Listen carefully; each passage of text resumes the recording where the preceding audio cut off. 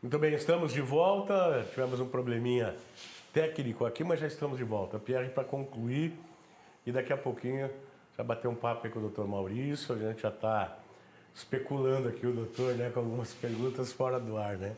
Exatamente. Tony, eu tive agora há pouco, tá? Minutos atrás eu estive lá na Estradinha e eu conversei com o Peco, que é proprietário do Bar do Peco ali, muito conhecido, e também com o Krieger, que assumiu há 2 anos a Toca do Sericó. Os dois choraram quando falaram sobre a situação mesmo da Estradinha.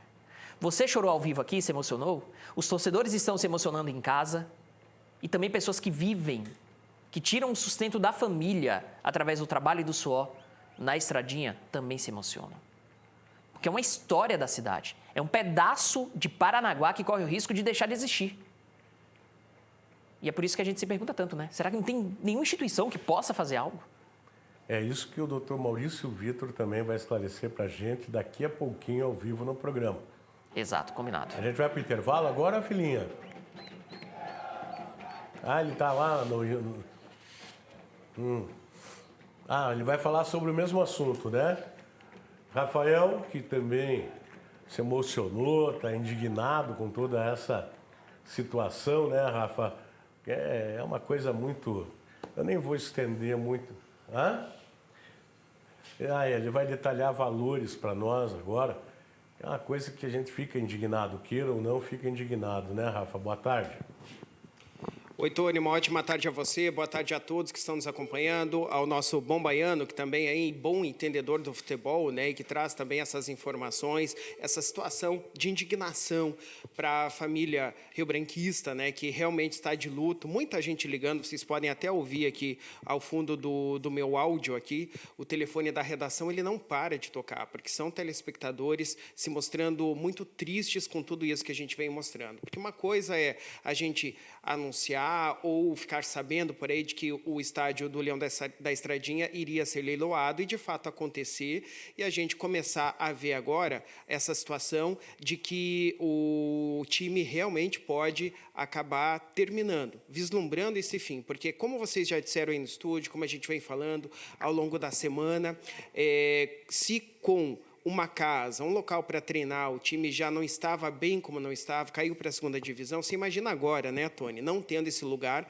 para você poder fazer o teu treinamento, para você poder receber os seus jogadores, fica tudo muito mais complicado. E aí o Pierre falou algo bastante interessante agora com questão a valores, né? Existe aí uma sobra, e o Pierre colocou entre aspas, aí que é bastante interessante, desse dinheiro todo aí do que foi arrecadado. Eu já vou detalhar para vocês aí os valores, mas o que será feito com esses 11 milhões, né?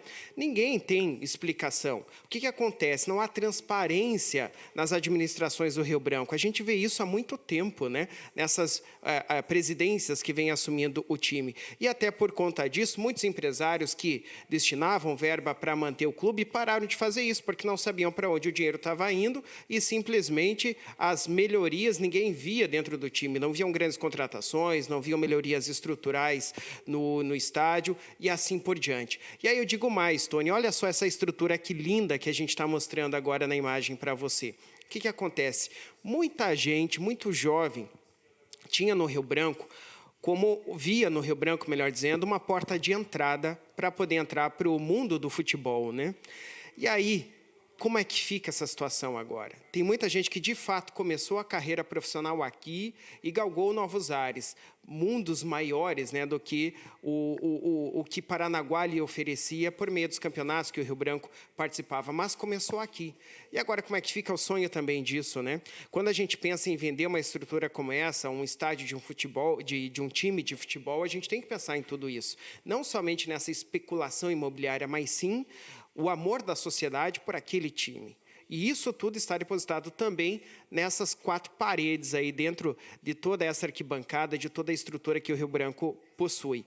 Pessoal, para falar de valores, olha, esse imóvel todo aí que vocês estão acompanhando comigo agora, ele foi avaliado exatamente no valor de 28 milhões de reais, 182 mil. Aí houve um primeiro lance, um primeiro leilão, que foi lá no dia 11 deste mês. Aí teve o lance inicial no valor de R$ 35.836.610 no dia 11, portanto, foi quando não houve nenhum interessado e foi necessário, então, fazer esse segundo leilão, no qual houve esse arremate nesta segunda-feira, que aí foi arrematado por esse grupo, por esse fundo de investimento imobiliário Bassano de Grapo, pelo valor de R$ 17.918.305.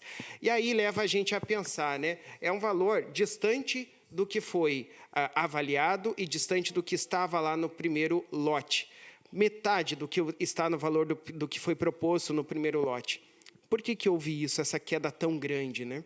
O que leva a gente a pensar também por que esse fundo de investimento imobiliário, Bassano de Grapo, não apareceu já durante o leilão, enquanto o leilão estava acontecendo de forma online. E sim, somente depois que o leilão foi finalizado, o grupo apareceu então como interessado e, na verdade, arrematou aí o estádio. São perguntas que ficam no ar, que a TVC está em busca das respostas e, de repente, até o Dr. Maurício Vitor, aí dentro do estúdio, agora pode ajudar a gente a esclarecer, né, Tony? Então, fica aqui esse registro de esse grande império do futebol parnanguara que tínhamos aqui, ou temos no presente momento, ainda temos, mas estamos aí às beiras de não ter mais, né?